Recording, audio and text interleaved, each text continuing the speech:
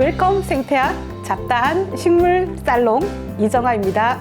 착한 식물, 나쁜 식물은 어떻게 나눌 수 있나요?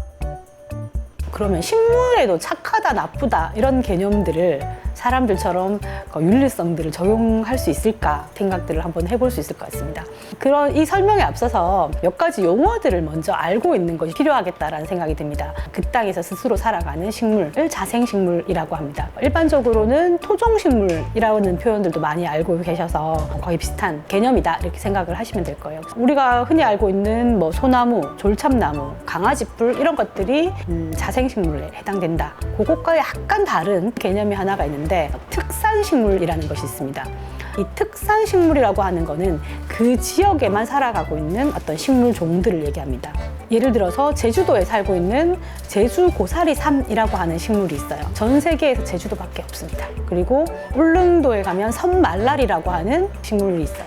이 식물 같은 경우에도 전 세계에서 울릉도밖에 없는 거죠. 이런 종들을 특산식물이라고 합니다. 자생식물 그리고 특산식물이라는 것이 있고요. 이것과 반대되는 거의 상반되는 개념이라고 볼 수 있는 외래식물이라는 것이 있습니다. 말 그대로 외부에서 들어온 식물이다. 공원이나 뭐 학교, 정원 이런 곳들에 식재가 되어 있는 종들인 경우들이 많겠죠. 그래서 이 외래식물은 우리가 잘 알고 있는 코스모스 같은 경우가 실제로는 외래식물이에요. 그리고 이 배롱나무도 우리나라 식물종이 아니고 외부에서 들어온 중국 원산의 식물이죠.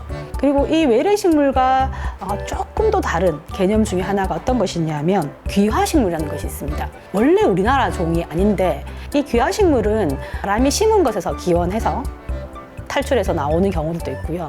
그리고 새의 깃털이라든가 이런 곳에 이렇게 붙어 있다가 우리나라에 들어오게 돼서 또 살아가는 경우, 화물 선박에서 붙어 있다가 그것이 떨어져서 나와서 살아가는 경우, 이런 다양한 경우들이 있습니다. 심고 난 다음에 스스로 이 땅에서 또다시 꽃이 피고 씨앗이 맺혀서 그 씨앗에서 다시 또 싹이 트고 이렇게 반복해서 살아갈 수 있는 힘을 가지게 된 그러한 식물 종들을 귀화식물이라고 합니다. 그 중에서 또 더 작은 개념의 용어가 있는데 침투 외래식물이라는 것이 있습니다. 어떤 특정한 생태계에 침투를 해서 좀 피해를 입히는 유해한 그러한 식물 종들을 침투 외래식물이라는 용어를 사용을 하기도 합니다. 침투 외래식물보다 조금 더 많이 알려진 개념 중에 하나가 생태계 교란식물 이런 표현들이 있을 겁니다. 돼지풀이라는 식물이 있는데 사람들에게도 알러지를 유발하고 많이 퍼져 있다. 이래서 이제 생태계 교란 종으로 알려져 있기도 하고요. 그리고 가시박 같은 경우에 전체를 다 덮어버리는 그런 경우들이 생겨서 생태계 교란 종으로 알려져 있습니다. 그 다음에 털물 잠새피라고 하는 식물이 있습니다. 가에. 그리고 깊은 물은 아니고요.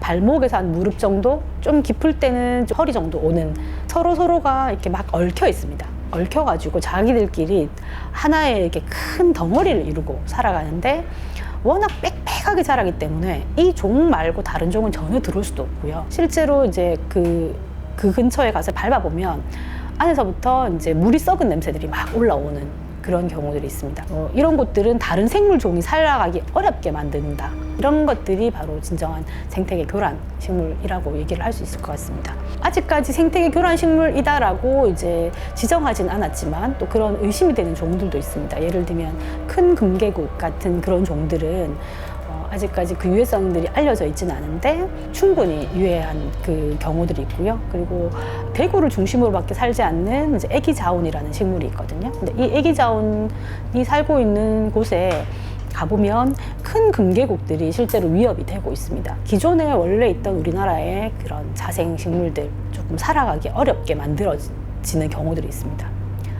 그럼 큰 금계국과 같은 아니면 그런 털물 잠새피와 같은 뭐 이런 종들이 비의도적으로 사람들이 의도하지 않아서 들어온 경우는 어떻게 하기가 좀 어려워요. 그런데 사람들이 도입을 했는데 그 위험성을 간파하지 못하고 이것들이 퍼져나가는 이런 경우들 어떻게 볼 것인가.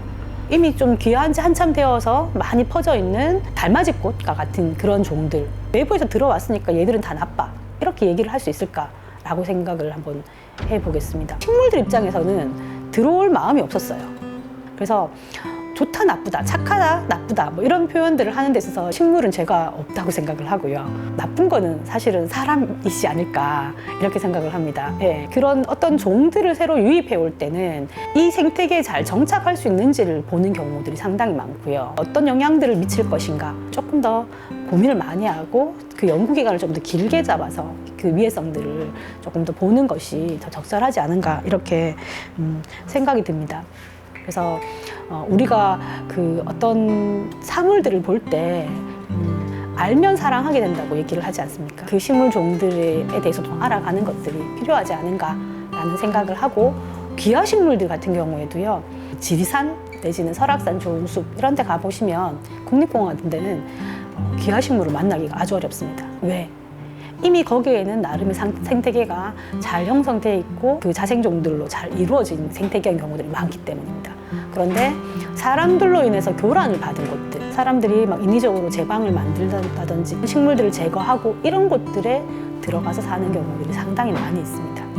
외래식물이라고 해서 좋지 못한 시선으로 바라보는 것은 좀 적절하지 않다라고 생각이 듭니다. 그래서 식물의 입장에서도 한번 봐보는 것도 또 필요하겠다라고 생각이 들고요. 식물 사회학을 전공한 제 입장에서는 우리나라 사람들이 좀 자생식물에 대해서 조금 더 많이 알았으면 좋겠다. 그래서 단순히 그냥 꽃이 참 예쁘다, 그리고 색깔이 예쁘다 표현한다기보다는 원래 우리나라에 있던 아주 오랜 시간 동안 이 땅의 주인으로 살아왔던 그러한 식물들에 대해서 조금 더 예쁜 시선으로, 고운 마음으로 그들을 좀 바라봤으면 하는 마음이 있습니다.